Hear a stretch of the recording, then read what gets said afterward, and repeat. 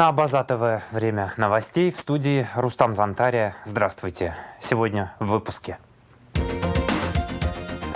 На повестке энергетический кризис. В Общественной палате прошла встреча с руководством и министрами правительства Абхазии.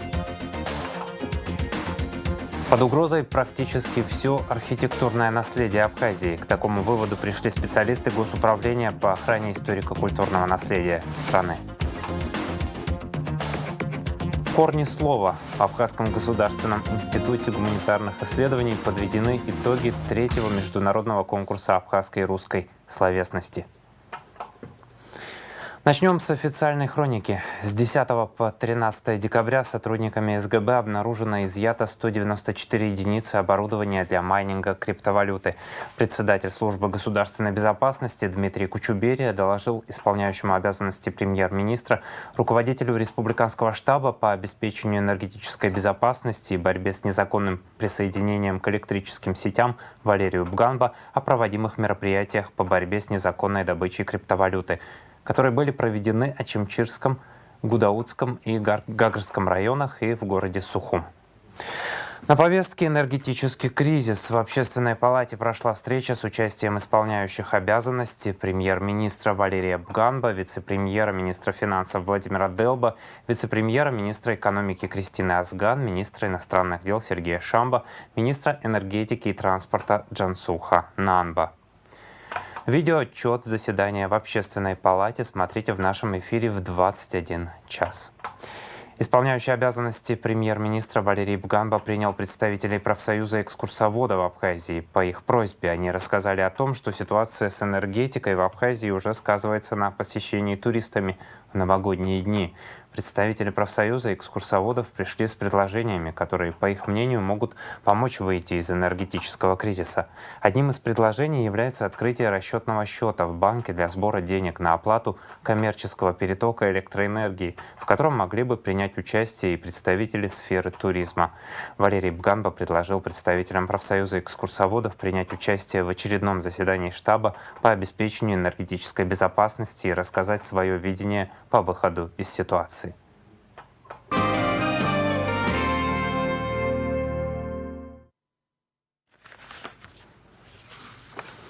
В Абхазии задержали гражданина Румынии, сотрудничающего с украинской разведкой, сообщает СГБ. Дэвид Керч Адриан должен был снимать военные объекты и базы в республике с помощью дрона.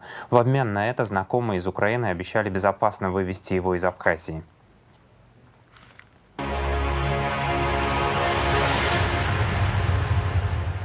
В ходе проведенных оперативных мероприятий по противодействию иностранным спецслужбам, действующим в ущерб безопасности Республики Абхазия, 10 декабря 2024 года сотрудниками Службы государственной безопасности упреждена и пресечена попытка привлечения гражданина Румынии Дэвида Керча Адриан к сбору информации в отношении военных объектов, расположенных на территории Республики Абхазия. Гражданин Керч заехал на территорию Абхазии по визе с целью туризма, однако после его прибытия в город Сухум в ходе проведенных оперативных мероприятий сотрудниками СГБ были получены данные о его контактах с сотрудниками Главного управления разведки Украины. Я познакомился с парнем в интернете, которого зовут Андрей. Он украинец, он является военнослужащим вооруженных сил Украины. Андрей сказал мне после того, как узнал, что я нахожусь в Абхазии, что я нахожусь в опасности на территории Абхазии. Когда я спросил его, почему я нахожусь в опасности на территории Абхазии, он сказал, что это оккупированная Российской Федерацией территория и что мне надо покинуть ее как можно скорее. Он сказал мне, что я должен связаться с его контактом, которого зовут Владимир. Он тоже является военнослужащим вооруженных сил Украины. Андрей сказал, что имеет друга, который мне поможет с этим вопросом, и что он свяжется со мной в ближайшее время. После этого со мной связался человек, которого зовут Владимир, который представился старшим офицером Главного разведуправления Украины. Он сказал, что он может безопасно вывести меня из страны, но в обмен на это я должен буду снять ряд военных баз и ряд военных объектов на территории Республики Абхазия. Он начал шантажировать меня. Чем он вас шантажировал? Пока я находился на территории Великобритании, и в переписке с Андреем я изъявил желание вступления в британский легион, но спустя время я передумал. Каким способом он предлагал тебе заснять военные объекты на территории Республики Абхазия? Пока я находился в Англии, я купил себе дрон. Он знал об этом, он знал, что я умею им управлять хорошо, и просил меня использовать его для съемки военных баз на территории Республики Абхазия. Сотрудниками СГБ по месту его временного проживания были изъяты все технические средства. В отношении гражданина Румынии Дэвида Керч Адриан проводятся дальнейшие оперативные мероприятия.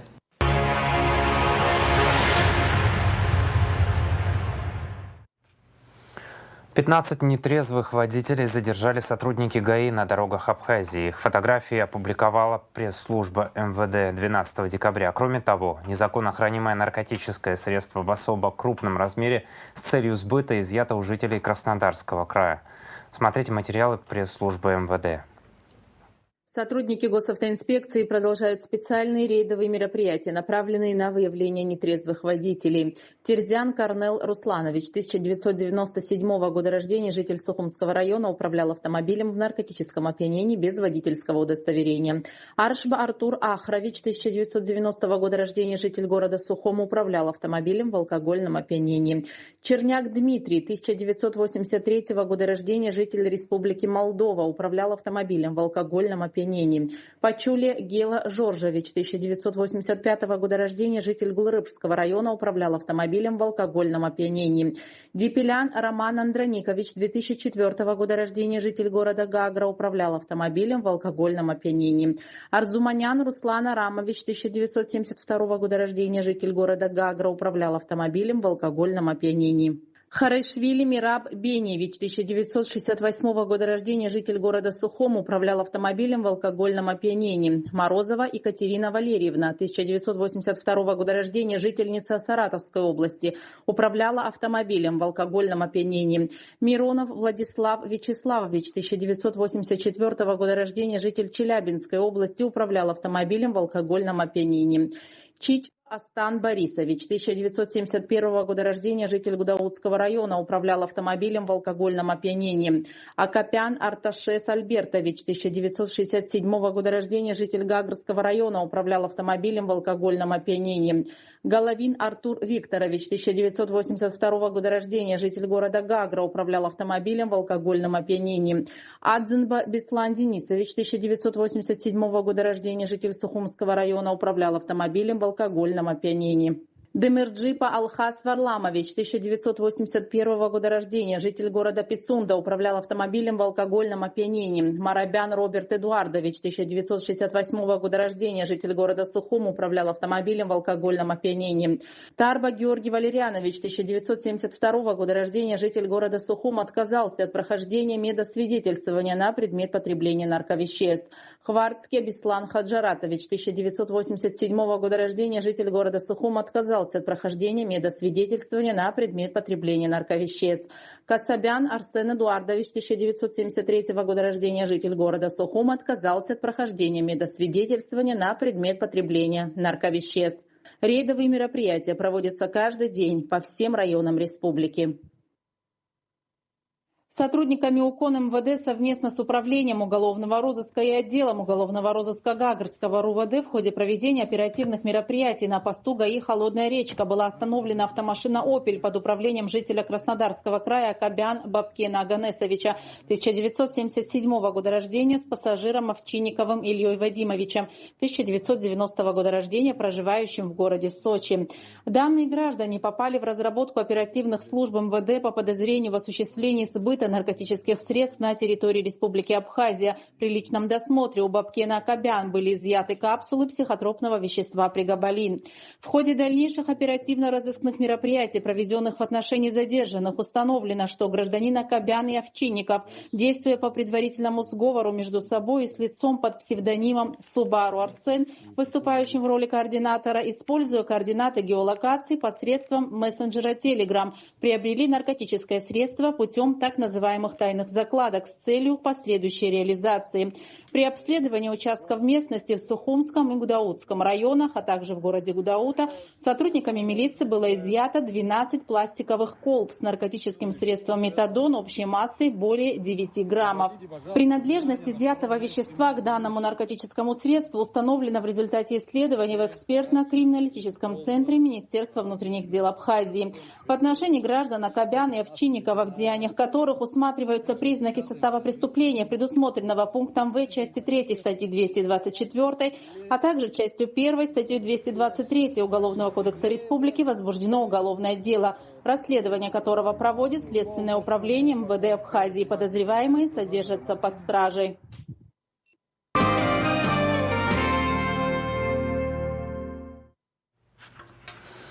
Под угрозой практически все архитектурное наследие Абхазии. К такому выводу пришли специалисты Госуправления по охране историко-культурного наследия страны. Они выступили с брифингом из-за сноса здания бывшего ферментационного завода «Ефиопула». Репортаж Элеонора Гилаян. Угроза разрушения исторических зданий сегодня существует в каждом районе страны. С этого начал свое выступление на брифинге начальник Госуправления по охране историко-культурного наследия страны Гарик Сангуля. Поскольку есть заключение о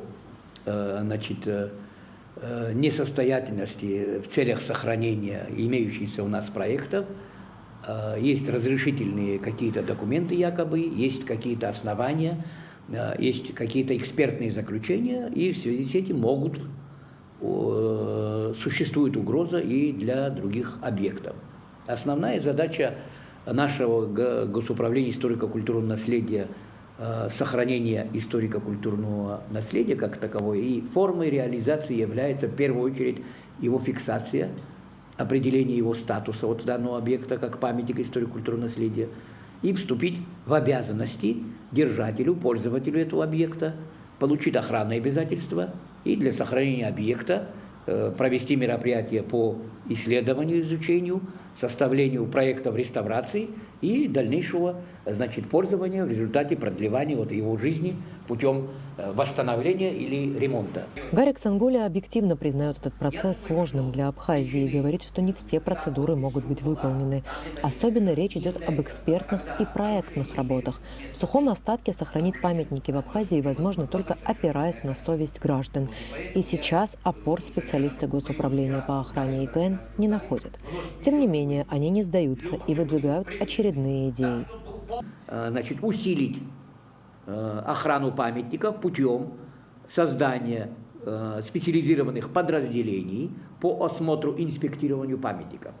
Как бы это ни хотели, мы к этому идем, как везде, в любых учреждениях, где есть ценные памятники и наследия, охрана должна быть, как в музее, как в заповеднике, везде, всюду, и придется теперь усилить не только гуманитарным направлением, но и направлением с применением, с использованием силовых структур. Как бы мы ни отчуждались, могло быть недавно событие, которое имело место быть, и до того они имелись. В последние десятилетия разрушено достаточное количество зданий, чтобы быть основой, изменить подход и политику к памятникам. Поскольку имело место быть унижение достоинства специалиста, обращение с нецензурными словами, с попыткой применения физической силы, с позиции силы. И это все так было сделано.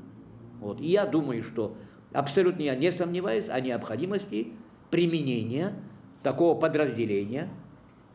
Главный специалист и архитектор Госуправления по охране памятников Сабина Агарба рассказала о сносе в центральной части столицы объекта, внесенного в дополнительный список объектов историко-культурного наследия – здания бывшего ферментационного завода «Ефиопула». Мы без независимой экспертизы могли выявлять объект делать свое экспертное заключение, составлять акты технического состояния и подготавливать исторические справки, подготавливать объекты для научно-методического совета, там уже рассматривать с научно-методическим советом и с помощью голосования определять, добавлять эти объекты официально в дополнительный список, который приравнивается, хочу подчеркнуть, к основному списку государственному, подписанному президентом. То есть все обязательства, которые мы возлагаем на пользователя объекта, как мы говорим, они распространяются и на дополнительный список, одинаковые. Вот. И в июне 2023 года как раз мы рассмотрели и этот объект, в том числе, там было 8-10 объектов, еще раз повторюсь, и научно-методический совет почти единогласно, по-моему, только один человек воздержался, а единогласно эти объекты были внесены. То есть с этого момента можно было считать, что, если говорить конкретно про данный объект, который был снесен в выходные дни, он уже оказался в дополнительном списке. Далее, в июле месяце тоже 2023 года к нам обращается Министерство образования, просвещения. На тот момент они были, это здание находилось у них на балансе. Вот, и там хотели сделать школу бокса. И уже даже были, уже были подрядчики, мы со стороны Управления охраны историко-культурного наследия. Также мы привлекли конструктора, который должен был обследовать здание.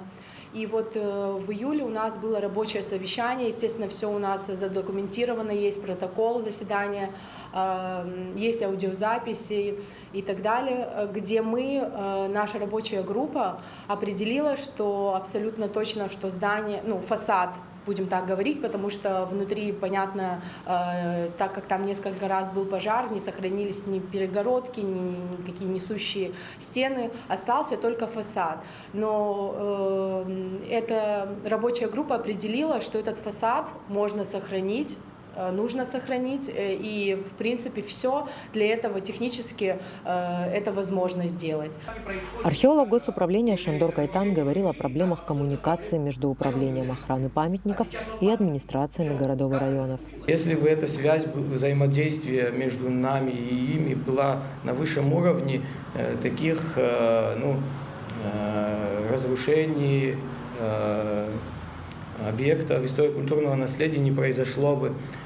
Как мы знаем, в госсписок не единственный документ, по которому можно защищать объект историко-культурного наследия, но там тоже есть дополнительные степени защиты. Например, взять в госсписке есть объект, номер объекта, то есть это не один объект, а территория, центральная часть города Сухум, это в госсписке под номером 40.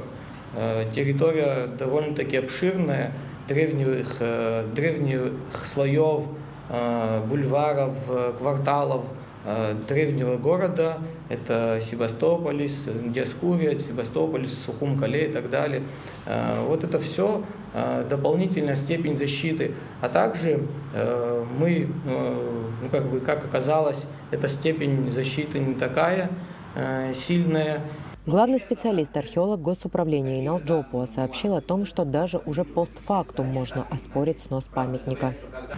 Конечно, с точки зрения права это все можно оспорить, и это, конечно же, нужно этим заниматься, правда, не силами одного нашего управления, а силами других структур. И я надеюсь, что в регламенты своей работы нужные структуры, которые должны заниматься, надеюсь, внесут изменения и будут как-то в какой-то хотя бы форме нам содействовать. Главный специалист Госуправления по охране историко-культурного наследия Лана Чинджерия говорила об опасности разрушения других зданий из государственного списка объектов ИКН. Без участия представителей Госуправления в судах признается гибель имущества. И таким образом собственники исторических зданий получают возможность полного распоряжения их дальнейшей судьбой, вплоть до сноса. В первую очередь сейчас есть угроза зданию главпочтамта, внесенного в основной список охраняемых объектов. Здание главпочтамта в центре города Сухум после заключения якобы независимой экспертизы признана гибель имущества. То есть мы, как госуправление, которое должно быть инициатором всех независимых экспертиз, которые проводятся на объектах историко-культурного наследия, мы не признаем эту экспертизу независимой и ставим ее под сомнение. Соответственно, таким способом мы можем потерять многие объекты, которые находятся не только в дополнительном списке, но и в основном. Хочу, чтобы администрация города и другие органы, которые непосредственно взаимодействуют с объектами КН, приняли это во внимание и как-то приняли меры по сохранению таких объектов. О результатах проверки Сухумской городской прокуратуры по факту сноса здания в центре города на момент выхода репортажа все еще не сообщалось. Элеонора Гилаян, Тимур Гугохия, Алан Квиквискири, Абаза ТВ. Наша редакция связалась с правнучкой Ивана Ехиопула, Софией. Девушка рассказала, как их семья, часть которой по сей день живет в Абхазии, восприняла новость о том, что здания бывшего ферментационного завода больше нет. Меня зовут Барышева Ехиопула София Олеговна. Я являюсь правнучкой Ивана Николаевича Ехиопула, здание которого было недавно разрушено в городе Сухум. Я получила эту новость от близкого к семье человека. И первое, что пришло в голову, что это какая-то ошибка, недоразумение, которое можно исправить, остановить. Мы начали оперативно поднимать все архивы, статьи для того, чтобы донести информацию, но, к сожалению, ничего не успели сделать. Оно было полностью снесено достаточно быстро.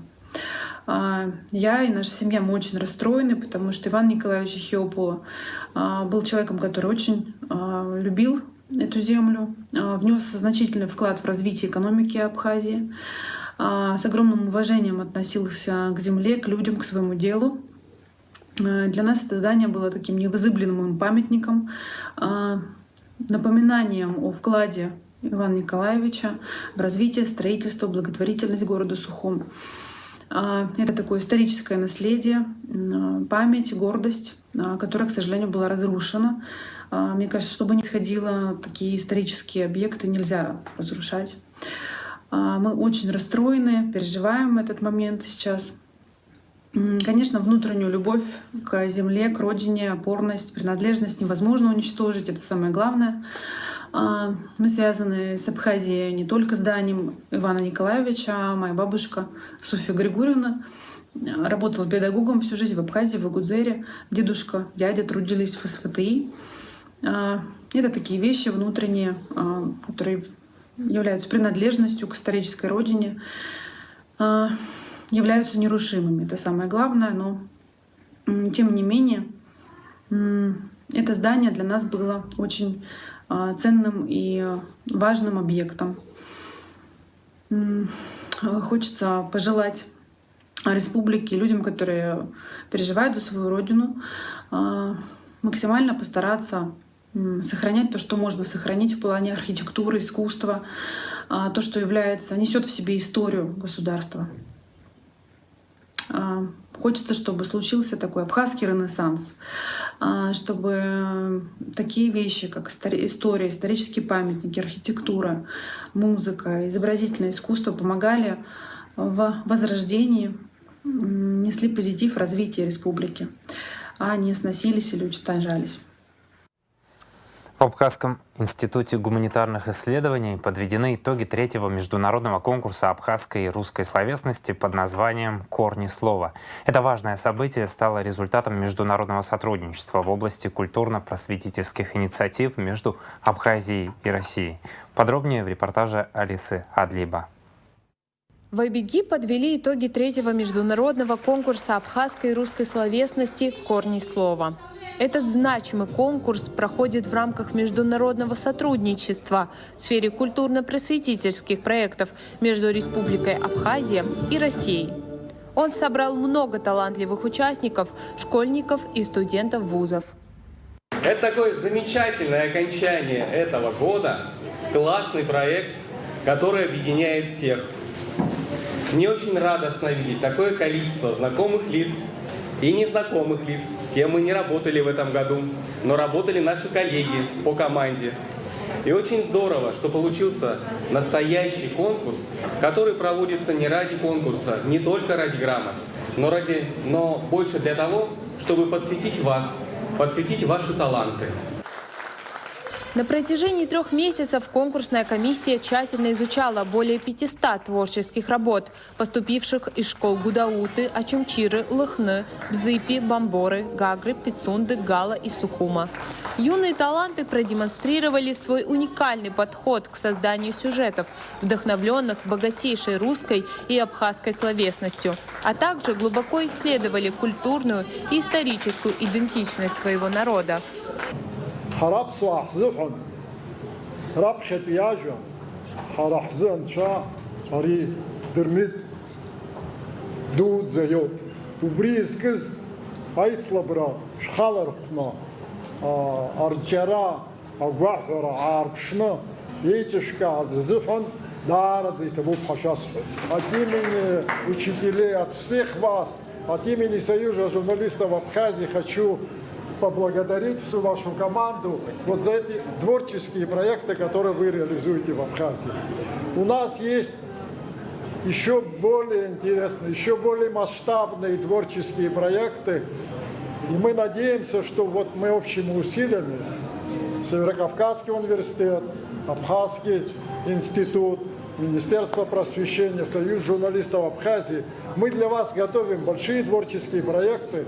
Я думаю, что вот ваше желание заниматься творчеством и вот ваш труд обязывает нас, чтобы реализовать вот такие творческие проекты. У меня еще есть для вас такой подарок. Я же не только Союз журналистов Абхазии представляю, я еще представляю Абаза ТВ.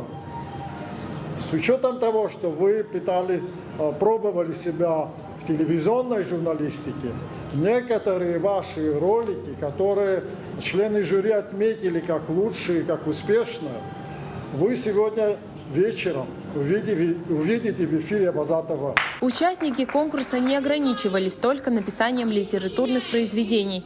Они отправляли стихи, песни, а также записывали увлекательные видео и аудиосюжеты о традиционных абхазских танцах и искусстве стрельбы из лука. В течение 3 месяцев организаторы также проводили мастер-классы, обучая участников навыкам работы с видеокамерой и аудиооборудованием, умением публичных выступлений и правильной дикции для художественного чтения. Наши уважаемые учителя, родители, благодарность вам за то, что вы подготовили таких детишек, дали возможность раскрыть свой талант. Я очень благодарен вам, наши дорогие дети. Ведь слово это имеет волшебную силу. И вы показали, что вы любите.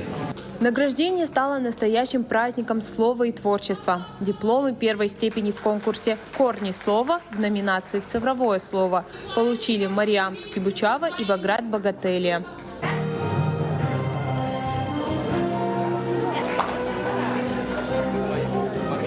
Повернись в камеру. Мужчина получает подарки.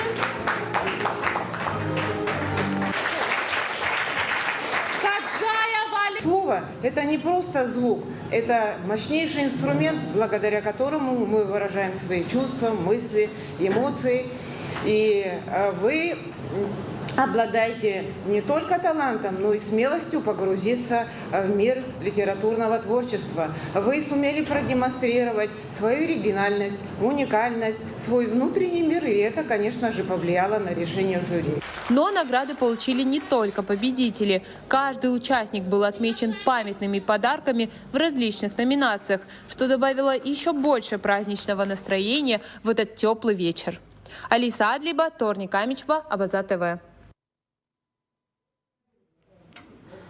Дети читают Дмитрия Гулия. В эфире Абаза ТВ специально к 150-летию основоположника абхазской литературы Дмитрия Гулия смотрите видеоклипы, где известные произведения народного поэта читают дети в ходе 3-го международного конкурса абхазской и русской словесности «Корни слова».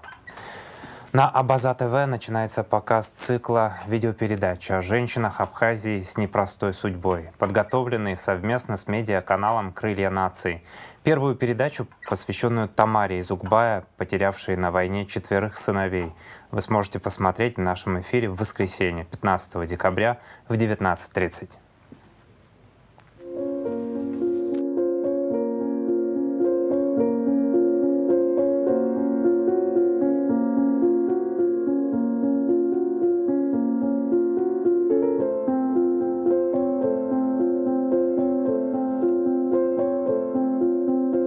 У вас было такое, что вот когда 3 погибли, вы упрашивали 4-го оставить все и сохраниться? Ну, знаете как, он такой был, мама, как я могу оставить, вот не идти с ребятами вместе, а вдруг вот кто-то из них погибнет, а я буду живой, и потом как я буду смотреть родителям ихним в глаза?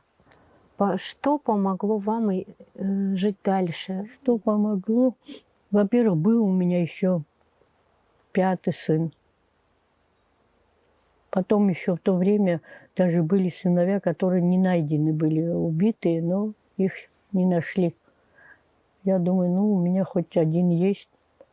Буду за всех, кто погиб, за ним смотреть. Человек должен не только о себе думать, но о окружающих, чтобы на процентов хоть 50, чтобы всем было хорошо, чтобы против какой-то нации себя не ставить, что я выше раса или что. Все нации одинаковые, везде есть, как сказать, это и плохие, и хорошие. Наука и сотрудничество. Директор Центра стратегических исследований при президенте Абхазии Вячеслав Чирикба принял участие в работе Первого Евразийского конгресса лингвистов в Москве. Торжественное открытие Конгресса лингвистов состоялось в понедельник, 9 декабря. Масштабное международное научное мероприятие собрало более 500 ученых из 40 стран мира. Конгресс проходил по инициативе Института языкознания РАН при поддержке Миноборнауки России и был приурочен к 300-летию Российской академии наук. Премьера спектакля «Земляника» по рассказу Джумы Ахуба пройдет в Русдраме 8 и 9 февраля. Постановка вырастает из эскиза, поставленного режиссером Денисом Хуснияровым, участником режиссерской лаборатории «Сандро». Он получил 56 голосов зрителей и был выбран экспертным советом. Режиссерская лаборатория проходила в Русдраме со 2 по 7 декабря. Режиссеры ставили эскизы по произведениям абхазских писателей. 13 декабря христиане чтят память одного из первых учеников Христа, апостола Андрея Первозванного. Этот день объединяет традиции и духовные ценности, передаваемые из поколения в поколение. Согласно Библии, именно апостол Андрей первым последовал за Иисусом.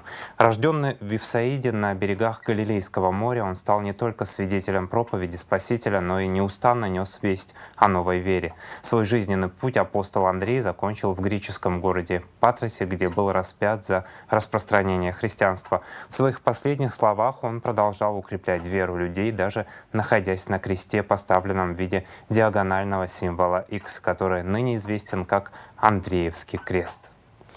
Сейчас о погоде.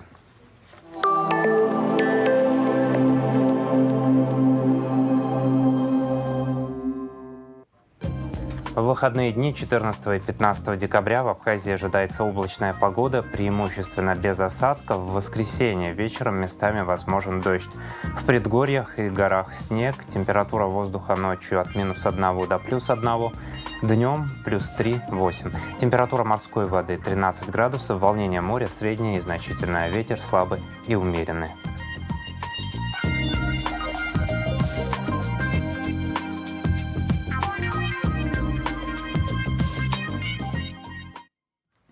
На этом выпуск завершен. За развитием событий следите вместе с нами. До новых встреч в эфире. Удачных выходных!